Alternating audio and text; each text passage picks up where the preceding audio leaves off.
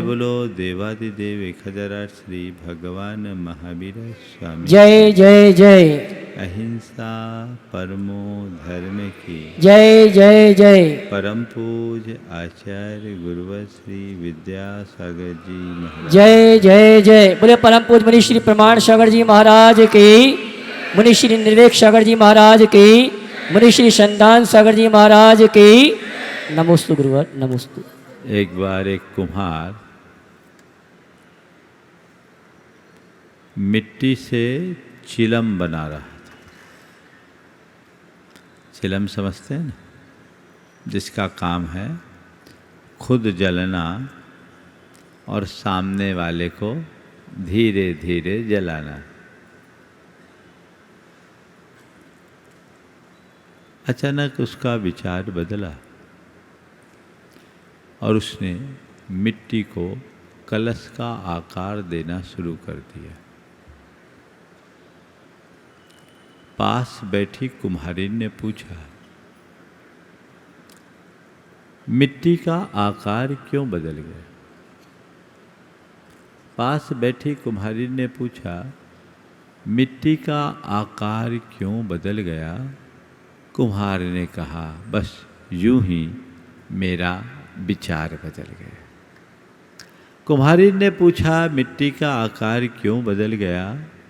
कुम्हार ने कहा, बस यूं ही मेरा विचार बदल गया। तभी माटी ने तपाक से कहा, मेरा तो संसार बदल गया। विचार से संसार जुड़ा है। इस धरती पर वे लोग जिन्हें हम महान संत अथवा महात्मा के रूप में सम्मानित करते हैं, श्रद्धा भरित होकर पूजते हैं, वे लोग भी जन्म लिए। और जिन्हें हम दुष्ट, दुरात्मा अथवा दुर्जन के नाम से पुकारते हैं, वे भी लोग इस धरती पर जन्म लिए। लेकिन यदि कोई संत बना, सज्जन बना, महान बना, महात्मा बना, तो उसे उस ऊंचाई तक पहुंचाने वाला कोई दूसरा नहीं, उसके अपने विचार हैं। और यदि कोई दुष्ट, दुरात्मा या दुर्जन बनता है तो इसके पीछे भी कोई और नहीं, उसके अपने विचार है। कुल मिलाकर विचार ही मनुष्य को महान बनाते हैं और विचारों से ही मनुष्य का पतन होता है। विचार एक सीढ़ी की तरह है, जिस सीढ़ी से ऊपर चढ़ा जाता है तो उसी सीढ़ी से नीचे उतरा भी जाता है। एक विचार हमारे उत्कर्ष का आधार है तो एक विचार हमें पतनोन्मुखी बना देता है, हमें नीचे गिरा देता है। हर व्यक्ति को अपने विचारों का प्रहरी बनने की आवश्यकता है। आपकी विचारधारा कैसी है, ये आपके नज़रिए से पता चलता है। आप चीज़ों को किस तरीके से देखते हैं, किस एंगल से देखते हैं, आपके देखने का तरीका, आपके बोलने का तरीका, आपका व्यवहार आपके अंदर के सोच को प्रकट करता है। किस एंगल से आप चीज़ों को देखते हैं। आप किसी के घर गए, सामने वाले ने आपका आत्मीय स्वागत किया और मेवा मिश्रित दूध पिलाया, लेकिन वो दूध आधा गिलास था। उसको देखकर आपके दो विचार हो सकते हैं। यदि आप अहोभाव और कृतज्ञता के भावों से भरे होंगे तो आपके मुख से निकलेगा, आहा कितना अच्छा आदमी है, किन शब्दों में आभार व्यक्त करूं आपका, आपने दूध भी पिलाया। तो साधारण नहीं, पिस्ता, बादाम और मेवा मिश्रित दूध पिलाया। बहुत बहुत धन्यवाद, अभिभूत कर लिया। एक प्रतिक्रिया ये है। और एक दूसरी प्रतिक्रिया होगी, बड़ा काइया आदमी है, दूध भी पिलाया तो आधा गिलास पिलाया, पूरा नहीं भर सकता था। बोलो, घटना एक है, प्रतिक्रिया दो है। एक में अहोभाव है और एक में शिकायत। बात में आत्मसंतुष्टि की कर रहा हूँ और मैं चाह रहा हूँ आपकी संतुष्टि आने तक इसी बात को जारी रखूँ, पर मुझे मालूम है चतुर्मास हो जाएगा, संतुष्टि नहीं होगी। हो जाएगी क्या महाराज? बाकी मामलों में तो संतुष्टि होगी, पर आपके प्रवचन से संतुष्टि नहीं होगी, है ना? और मैं आपको बता रहा हूँ, मैं चाहता भी नहीं हूँ कि आप मेरे प्रवचन से संतुष्ट हो। मैं आपकी प्यास बुझाने का प्रयास करता ही नहीं। आप ये सोचकर मत आना कि महाराज के प्रवचन में आएंगे तो महाराज हमारी प्यास बुझा देंगे। मैं प्यास बुझाने का काम नहीं करता, मैं तो प्यास जगाने का काम करता हूँ। मैं चाहता हूँ तुम्हारी प्यास जगे, ऐसी जगह, ऐसी जगह, ऐसी जगह कि बाकी सब बात को भूल जाओ। जब प्यास जगती है तभी प्रयास होता है। तो बात मैं कह रहा हूं, जीवन को अहोभाव से भरना चाहते हो तो अपनी सोच पर नजर रखे, अपने विचारों के प्रहरी बने, क्योंकि विचार ही हमारी सबसे बड़ी शक्ति है और विचार ही हमारे जीवन की सबसे बड़ी पूंजी है। इस शक्ति का हम उपयोग करें, इस शक्ति को पहचानें और अपने जीवन को आगे बढ़ाएं।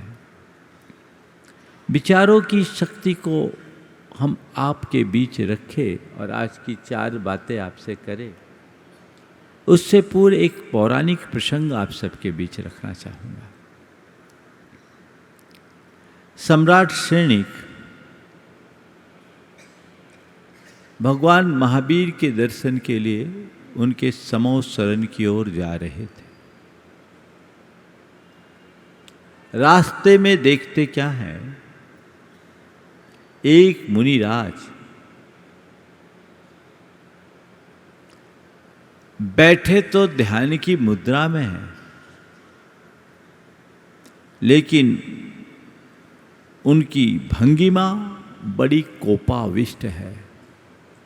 आंखें आरक्त, ओठ फड़फड़ा रहे हैं, बाहें तनी हुई है और भ्रुकुटियां चढ़ी हुई।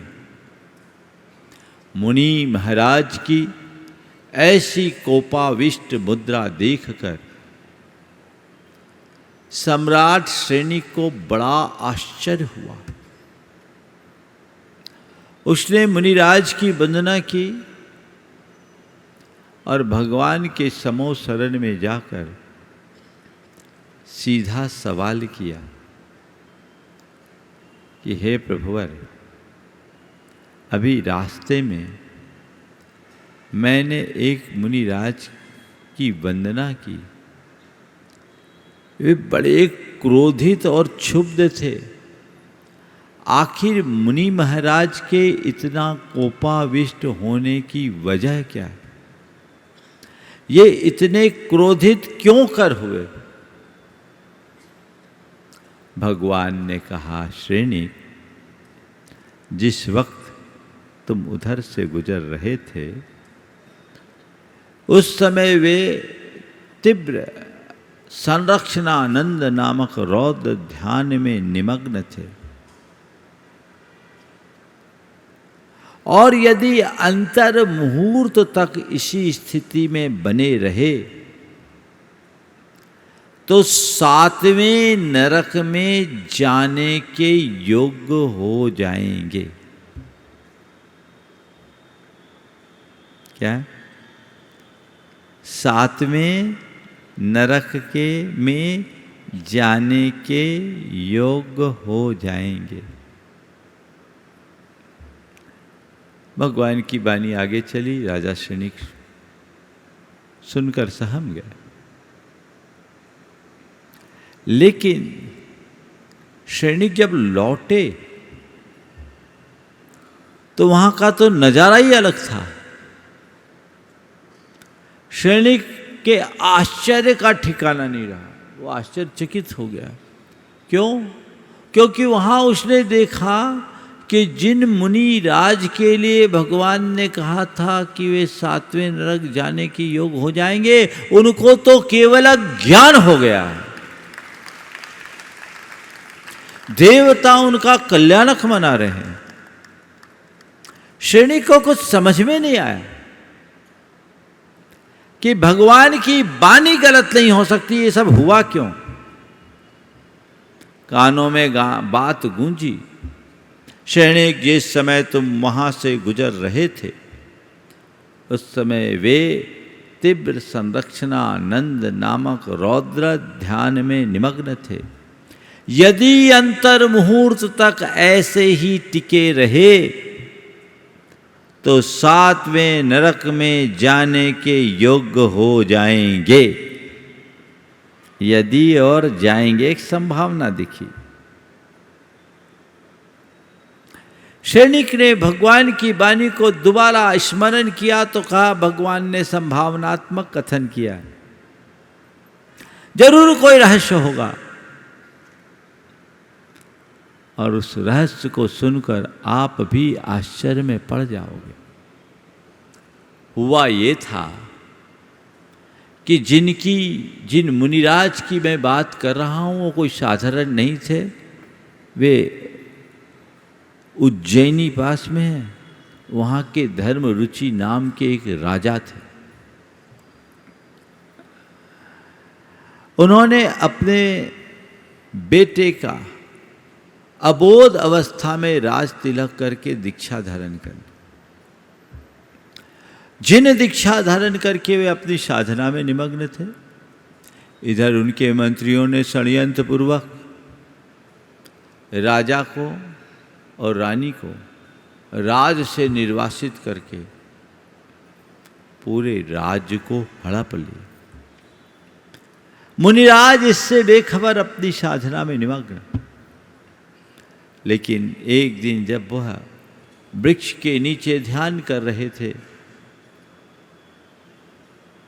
कि तभी कुछ मन चले लोग उधर से निकले और उन्होंने कहा, देखो ये तो हाथ पर हाथ धर करके बैठ गया, रानी और राजकुमार दर दर का भिखारी बन रहा है।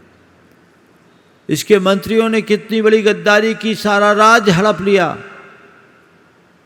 ये शब्द उनके कानों में पड़े। ये शब्द उनके कानों में पड़े। शब्द सुनते ही उनके हृदय का मोह जाग गया। क्या समझ रखा है मुझे? अभी भी मेरे बाहुओं में बल है, मुझ में उतना ही शौर्य और पराक्रम है। एक एक को सबक सिखाऊंगा और अपने खोए हुए साम्राज्य को वापस पाके रहूंगा। जिस समय शनिक वहां से गुजर रहे थे, उनके हृदय में कुछ ऐसा ही चल रहा था। वो भूल गए कि मैं मुनि महाराज हूं। और उनकी आदत थी, जब भी गुस्सा आता अपनी कटार निकालते, और जब भी कटार निकालते अपना मुकुट संभालते। आदत थी। जब भी गुस्सा आता कटार निकालते, और जब कटार निकालते तो मुकुट संभालते। कटार के लिए कमर में हाथ गया और मुकुट संभालने के लिए सिर पर हाथ गया। और जैसे ही सिर पर हाथ गया, यहाँ तो कोई मुकुट नहीं, कमर पर कोई तलवार नहीं, तुरंत उनकी चेतना जगी। कौन राजा, कौन राज, कौन बेटा, कौन बेटी, कौन राजा, कौन रानी, ये तो नश्वर संसार है। धिक्कार है मुझे जो सबको छोड़ने के बाद भी उसके मोह में फंस गया।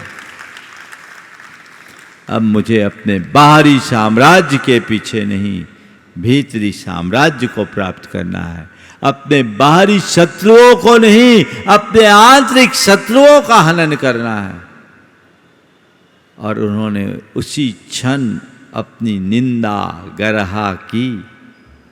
और जो आत्म ध्यान में निमग्न हुए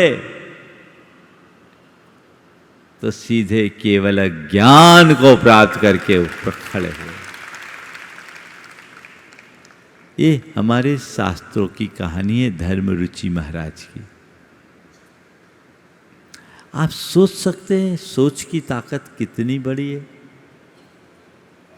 एक पल में जो नरक जाने वाला था, केवल ज्ञान प्राप्त कर लिया।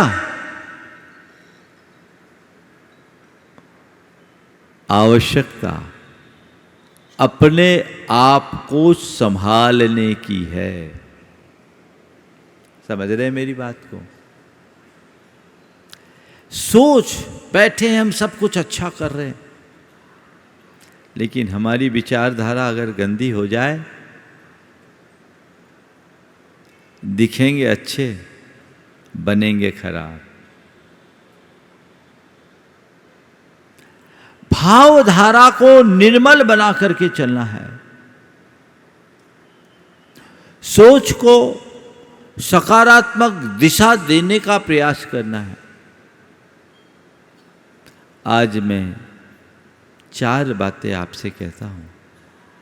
यदि अपने मन में हर पल संतुष्टि रखना चाहते हैं, 4 भाव है, अहो भाव, अहम भाव, भक्ति भाव और अशुभ भाव। 4 भाव है। क्या? अहो भाव, अहम भाव, भक्ति भाव, अशुभ भाव। ठीक है, एक एक करके शुरू करते हैं। अहो भाव, अपने आप को कृतार्थ और कृतज्ञ महसूस करने वाला भाव। जब कभी भी हमारे साथ कुछ हो, हम कृतार्थ महसूस करें और कृतज्ञता को प्रकट करें, आभारी बनने का भाव रखें, सामने वाले के आभार को माने। जब हमारे हृदय में अहोभाव होता है तो शिकायतें खत्म हो जाती। आप कोई भी घटना हो, कोई भी प्रसंग हो, कोई भी स्थिति हो, यदि आपका नजरिया सकारात्मक होगा तो आप अहोभाव से भरे मिलेंगे। आप यही कहेंगे कितना बढ़िया दूध पिलाया।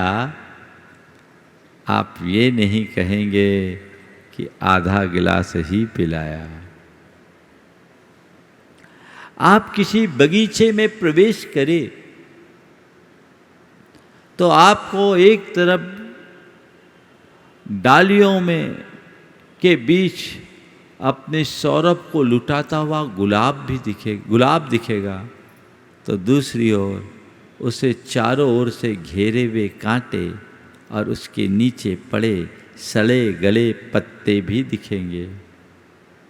यदि आप अहोभाव से भरे होंगे तो आपके मुख से निकलेगा, कांटों के बीच भी खिला रहता है गुलाब, कितना खुश मिजाज है, ये निकलेगा।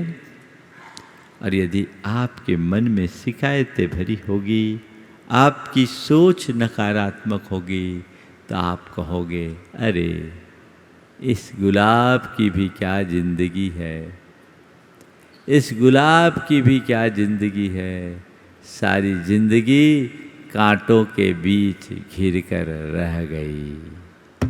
है ना? नजरिया आपका है, सोच आपकी है। आप एक आम गृहस्थ हो, आपका अनेक लोगों के साथ संबंध है, संपर्क है, और एक दूसरे से आशा और अपेक्षाएं बनी रहती। लेकिन संसार में ऐसा एक भी मनुष्य नहीं है जिसकी सारी आशाएं और सारी अपेक्षाएं पूरी हो जाती हो। न तो कोई ऐसा मनुष्य है जिसकी सारी आशा अपेक्षाएं पूरी हो ही जाती है, और न ही कोई ऐसा समर्थ मनुष्य है जो सबकी आशा अपेक्षाओं को पूरा कर दे। कुछ न कुछ कमियां तो सबके जीवन में होती है, होती नहीं, होती ही है। लेकिन यदि आपकी सोच सकारात्मक होगी, आप अपनी आशा अपेक्षा की पूर्ति न होने पर भी प्रसन्नता से भरे रहेंगे, और यदि सोच नकारात्मक होगी तो सामने वाला आपके लिए सिर के बल खड़ा हो जाए तो भी आप कमियां निकालते रहेंगे। आप रोजमर्रा की जिंदगी को देखिए। आप रोज भोजन करते हो, आपकी धर्मपत्नी आपकी रुचि और पसंद के अनुरूप बढ़िया से बढ़िया व्यंजन आपको परोसती है। आप खाते हैं? खाते हैं? कभी आपने अपनी धर्मपत्नी को इस बात के लिए धन्यवाद प्रकट किया कि तुम्हारे हाथ का खाना खाने के बाद और किसी के हाथ का खाना अच्छा ही नहीं लगता? कभी कहा? बोलो ईमानदारी से। इन्हीं लोगों से पूछता हूँ, कोई कहता है क्या? कोई नहीं कहता, नहीं कहेंगे। राहुल बोल रहा, मैं कह रहा हूँ। अब उसका भी रहस्य खोजना पड़ेगा, कहीं वो भारी ना हो। लेकिन रोज मनोनुरूप चीजें देने वाले के लिए आभार आप व्यक्त नहीं करोगे, कृतज्ञता व्यक्त नहीं करोगे। लेकिन किसी दिन किसी सब्जी में नमक कम हो जाए, ज़्यादा हो जाए, या मिर्ची तेज हो जाए तो तुरंत मिर्ची लग जाती, लगती कि नहीं? बोलो। 4 सब्जियां हैं, सब अच्छी टेस्टी, पर एक में मिर्ची तेज है। तुमसे पूछा जा रहा खाना कैसा लगा? अरे परवल में मिर्ची तेज थी। क्या अप्रोच है? बोलिए। ये आपके सोच के स्तर को दर्शाती है। और देखो दोहरापन। घर में 4 काम करने वालों ने 3 किया, 1 नहीं किया, तो 3 की क्रेडिट न देकर जो नहीं किया उसकी शिकायत। लेकिन तुम्हारा कोई पेमेंट रोकने वाला ग्राहक हो, लाख रुपए का पेमेंट हो और 20,000 भी दिया है, तो तुम क्या सोचते हो? चलो 20 तो आए। क्या बोल रहे हो? यही सोचते हो ना? बोलो। 20 तो आए, अभी 80 बाकी है, पर तुम वहां वो देख रहे हो जो आया है, वहां तुम पॉजिटिव हो। और घर में अब क्या करें महाराज, ग्राहक मुश्किल से पकड़ में आता, वो तो बंधी भी जाएगी कहां? ये जो अप्रोच है ये बिल्कुल सही नहीं है। आप अपने मन में कृतज्ञता को भरिए, आभार प्रकट करने की आदत डालिए, अहोभाव से भरे रहिए, आपका अहम भाव तिरोहित होगा। आप अपने घर से यहाँ तक आए, बहुत से लोग सेल्फ ड्राइव करके आए होंगे, बहुत से लोगों को ड्राइवर लेकर आया होगा, और बहुत से लोग कैब या टैक्सी से आए होंगे। आए, चलिए, कोई आपको लेकर आया है, कोई लेकर आया, भले आपने उसको पे किया, आप ड्राइवर को तनख्वाह देते हैं, या कैब या टैक्सी वाले को आपने पैसा दिया, ठीक है, पैसा देना लेना एक जगह। कभी आपके मन में इस बात का भाव होता है कि टैक्सी से उतरते समय उसे धन्यवाद दें, भैया तुम्हें बहुत बहुत धन्यवाद, तुमने हमें सुरक्षित पहुंचाया। बोलो कभी? अरे महाराज, धन्यवाद देने की क्या जरूरत, हमने पैसा दिया, फ्री में थोड़ी लाया, वो उसका बिजनेस है। ये अहम भाव है, ये अहम भाव है।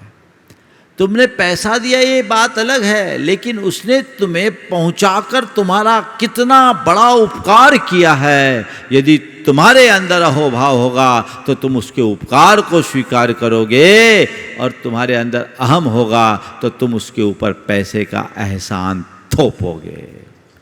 सामने वाले के उपकार को स्वीकार करने का अभ्यास बढ़ाइए, अहोभाव में हमेशा भरे रहोगे, अहम भाव का तिरोभाव होगा। थैंक्स गिविंग, धन्यवाद ज्ञापन, आभार प्रदर्शन, कृतज्ञता की अभिव्यक्ति, ये बहुत बड़े गुण हैं जो पहले हम लोगों में स्वाभाविक रूप से होते थे। अब वो धीरे धीरे शून्य होने लगे हैं। क्यों? क्योंकि हम वैचारिक कृपणता की ओर बढ़ रहे हैं। बौद्धिक रूप से, आर्थिक रूप से, अन्य रूप से भले ही समृद्धि बढ़ रही है, लेकिन वैचारिक कृपणता दिनों दिन हमें जकड़ते जा रही है। उससे हमें बचना है। तो आज का पहला सूत्र क्या करना है? अहोभाव। और उस अहोभाव की अभिव्यक्ति के लिए क्या करना है? धन्यवाद, कृतज्ञता, आभार। ये गुण अपने भीतर विकसित कीजिए। मैंने बहुत पहले कभी अपने प्रवचन में ये बात कही। अजमेर में एक सज्जन आए मुंबई से, एक बड़े चार्टर्ड अकाउंटेंट थे। उन्होंने कहा कि महाराज, एक बार मुझे टैक्सी से जाने की स्थिति पड़ी और टैक्सी से उतरा, और मैंने जैसे ही टैक्सी ड्राइवर को धन्यवाद किया कि भाई तुम्हें धन्यवाद, तुमने हमें समय पर पहुंचा दिया और सुरक्षित पहुंचा दिया। महाराज जी, टैक्सी ड्राइवर के आंखों से टप टप आंसू की धार बहने लगी। उसने कहा 27 बरस से मैं टैक्सी चला रहा हूँ, आज तक लोगों की गालियाँ तो सुनी, पहली बार कोई शख्स है जिसने हमें धन्यवाद दिया है।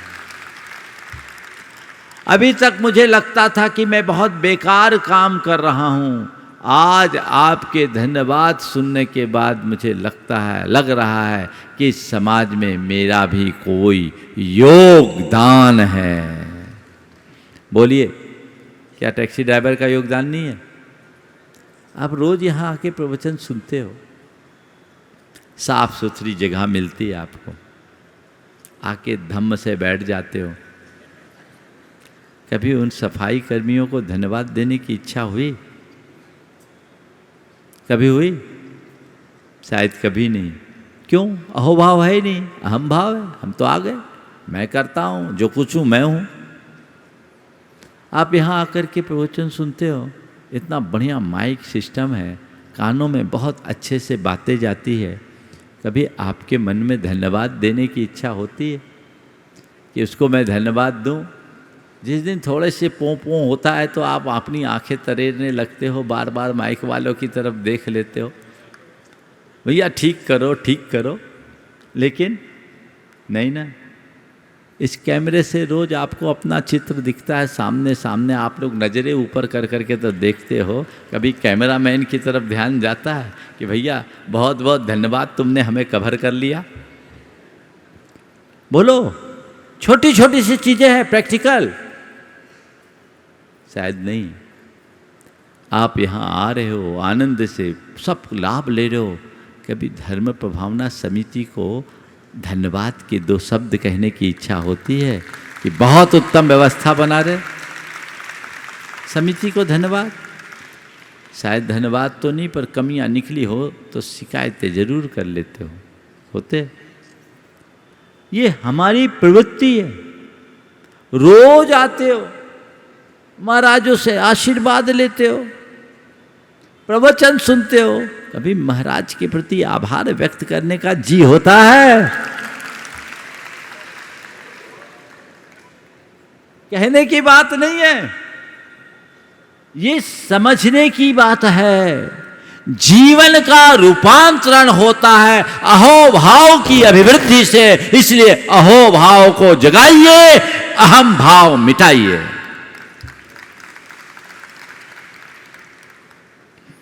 ये जीवन का एक बहुत बड़ा गुण है और इसे आप अपने अंतर में जगा सकते हैं।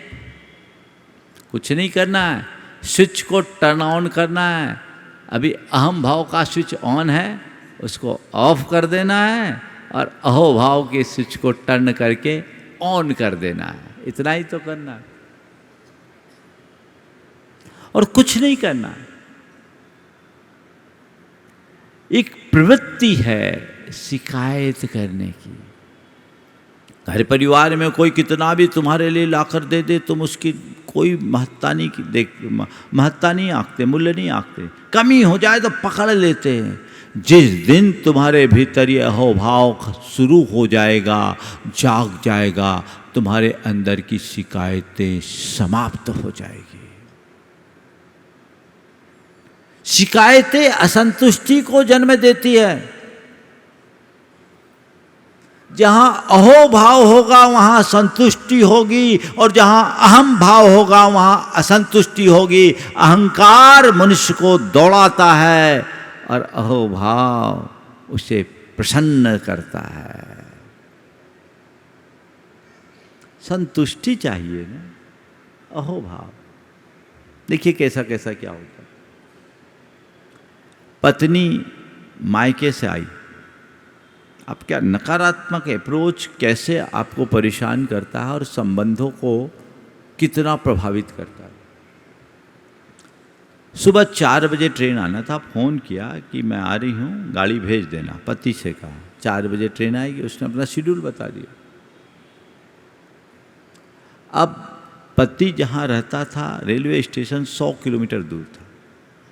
4 बजे ट्रेन में जाकर रिसीव करने के लिए वो 2 बजे खुद सेल्फ ड्राइव करके स्टेशन पहुंचा।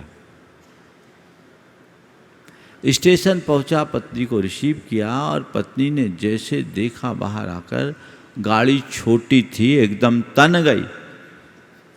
आपको इतना भी ध्यान नहीं, आप छोटी गाड़ी लेकर के आए, आपको पता नहीं था कि मैं मायके से आई हूँ, कितना सारा सामान होगा।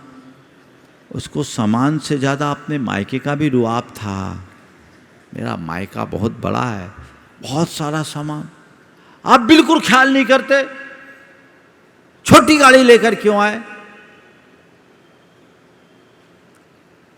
पति ने ये घटना मुझे आकर के बताई मेरे प्रवचन के बाद और कहा महाराज कभी आप प्रवचन में इस्तेमाल कर लीजिएगा।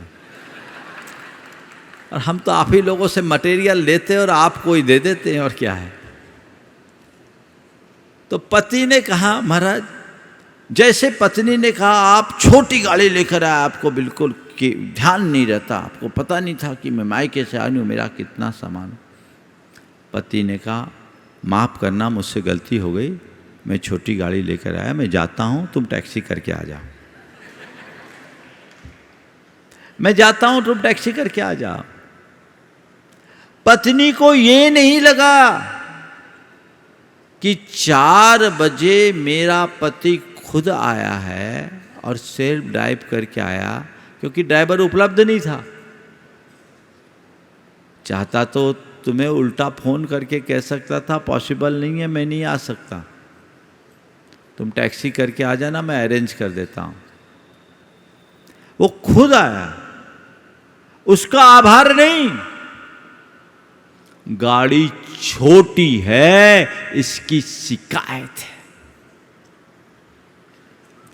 इसके कारण रोज छोटी छोटी बातें बड़ी बन जाती है, होती है ना।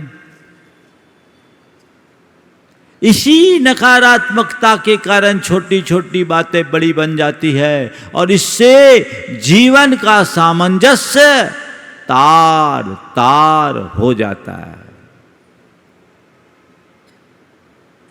सूत्र अपने अंदर बांध लीजिए, मुझे अहो भाव में जीना है।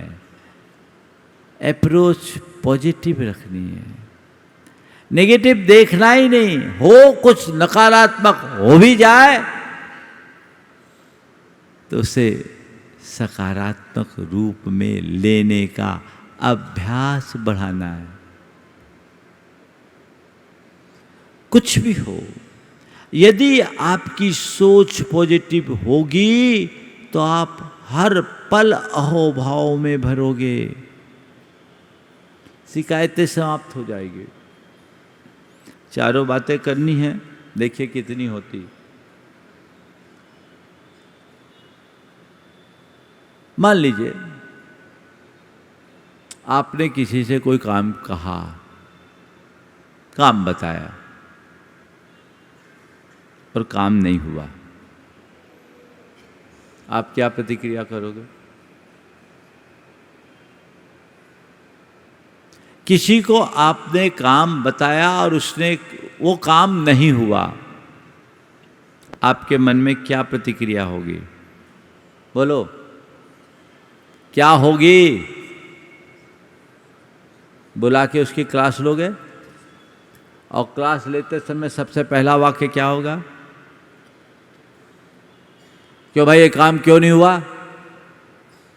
तुम कोई का काम क्यों नहीं सुनते ही नहीं, तुमसे कहे तो कुछ होता ही नहीं, तुम किसी के लायक नहीं।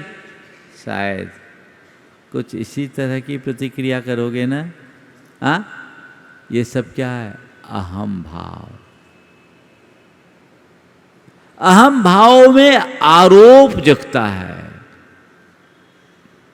जो नेगेटिव अप्रोच के कारण होता है।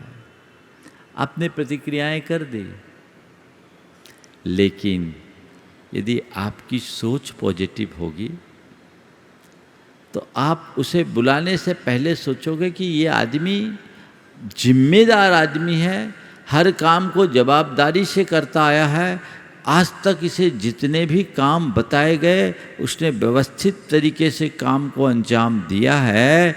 यदि काम में कमी रह गई तो जरूर कोई प्रॉब्लम होगी, है ना।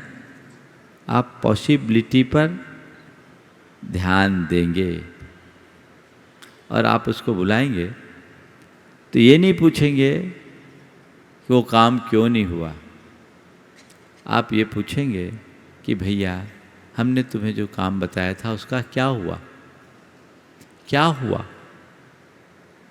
सामने वाला जवाब देगा, मैं करता तो चाह रहा था पर उसमें बीच में प्रॉब्लम आ गई, मैं ट्राई कर रहा हूँ, देखता हूँ, कोशिश कर रहा हूँ, हो जाएगा। अब आप क्या सोचोगे? ये काम नहीं किया, ये आरोप की भाषा, और काम नहीं कर पाया, ये यथार्थ की भाषा। कई बार हम जो शिकायत करते हैं, आरोप लगाते हैं, वो आधारहीन होते हैं। नहीं कर पाया, इसे हटाएं, नहीं किया इस वाक्य को हटाएं, नहीं कर पाया इस पर भी विचार करें। आपको जो गुस्सा आता है, क्षोभ आता है, आप जो प्रतिक्रियाएं करते हैं, आज से इस 2 वाक्य को याद रखना, नहीं किया या नहीं कर पाया। क्या पकड़ोगे बोलो? नहीं किया कि नहीं कर पाया? हाँ, क्या? बस इतना सा फार्मूला है। नहीं कर पाया, मन में संतोष, शिकायतें समाप्त, प्रसन्नता की अनुभूति सहज होने लगेगी। आप अपने आप को प्रिपेयर कीजिए, तैयार कीजिए, तो जीवन में आनंद आएगा, सदाबहार प्रसन्न बने रहेंगे।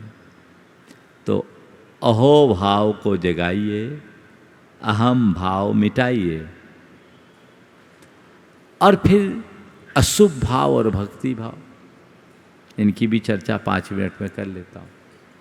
हमारे मन में संस्कार ऐसे हैं जो कहीं न कहीं हमारा मन भागता है, और प्रायः हमारा मन अशुभ आलंबनों के पीछे ज़्यादा दौड़ता है, अशुभ में ज़्यादा रमता है। 24 घंटे मन में जो विचार आते हैं,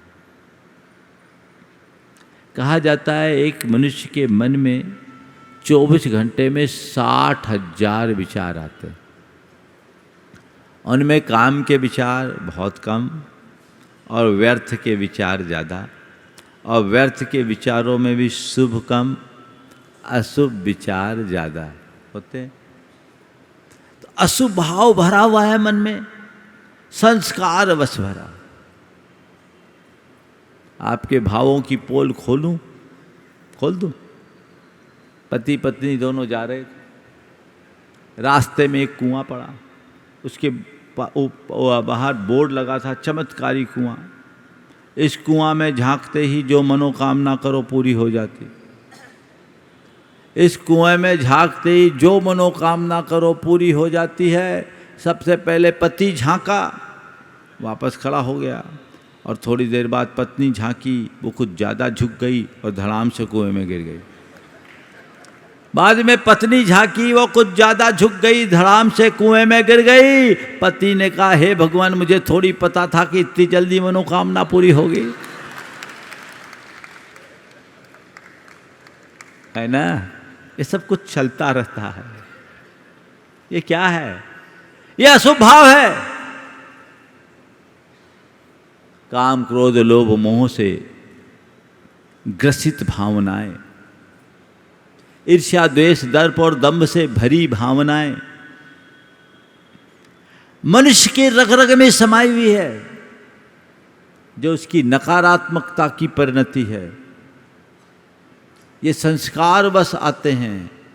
इस सारी भावना को समाप्त करना है तो हृदय में भक्ति भाव जगाइए। अपने हृदय की बेदी में गुरु और प्रभु को बिठाइए। जब मनोविज्ञान कहता है कि मनुष्य अपने हृदय में जब किसी उच्च आदर्श को स्थापित कर लेता है, तो वही उसकी समस्त वृत्तियों और प्रवृत्तियों का संप्रेरक बन जाता है। जब हृदय में भक्ति भाव जग गया, तुमने गुरु और प्रभु को बिठा दिया, तो तुम्हारे जीवन में स्वाभाविक पवित्रता आएगी और अपना जीवन आगे बढ़ेगा। उसे जगाने का प्रयास और अभ्यास नियमित करना चाहिए, तो संतुष्टि होगी। अशुभ भाव में घोर असंतुष्टि है और भक्ति भाव में परम आनंद। आत्म संतुष्टि चाहते हो, सेल्फ सेटिस्फेक्शन चाहते हो, तो अशुभ भाव से बचिए, और अशुभ भाव से बचना चाहते हैं तो भक्ति भाव जगाइए। भक्ति भाव का मतलब ये नहीं कि भगवान के चरणों में आके बैठ जाओ, घंटों पूजा अर्चा करो। भक्ति भाव का मतलब भगवान के चरणों में बैठना नहीं, भगवान के चरणों को हृदय में बिठा लेना। हृदय में भगवान को बिठाल दो, तब सच्ची भक्ति जगेगी। बाकी भक्ति क्रिया की भक्ति है, और हृदय में प्रभु और गुरु को स्थापित कर देना भावों की अभिव्यक्ति है। वो भक्ति जीवन को आगे बढ़ाती। बंधुओं, आप लोग नियमित इस प्रवचन को सुन रहे हैं। आज 2 मिनट में मैं एक बात और कहूँगा, इसे पूरा कर ले। 2 व्यक्ति कोई मंच पे आ जाए, 2 व्यक्ति जिनके जेब में सिक्के हों, जल्दी से आ जाए। आ जाओ, आ जाओ, आ जाओ, जल्दी आ जाओ। राहुल आ जाओ, युवा आन दो, युवाओं को आन दो। चलो जल्दी से आओ, जा आ जाओ, 2 आओ जल्दी, इतना देर नहीं करो, आ जाओ। बस 2 ही 2 की जरूरत है। जो आ गए वो पा गए। सामने खड़े हो एक दूसरे के। आपके जेब में सिक्का है, आप लोग दोनों एक एक सिक्का निकालिए। अरे तू ही आ जाता रे, चलो एक एक सिक्का निकालिए। चलो हो गया। चलिए पीयूष, तुम अपना सिक्का इनको दो, आप अपना सिक्का आपको दो।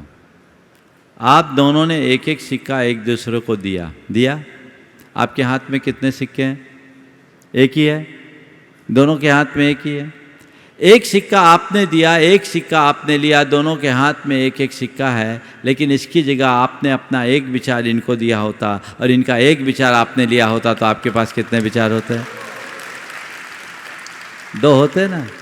बस बंधुओं, मैं आपके बीच विचारों की पूंजी लेके आया हूँ, आपको लुटा रहा हूँ। आप लूटिए, औरों को लुटाइए, जो आपको समृद्धि देगी। ये तो चीज़ें आएगी और चले जाएगी, लेकिन विचारों की जो संपदा है वो बहुत ही ऊपर उठाएगी। इसलिए उसको आप सब लाभ लीजिए। बोलिए अहिंसा परमो धर्म की।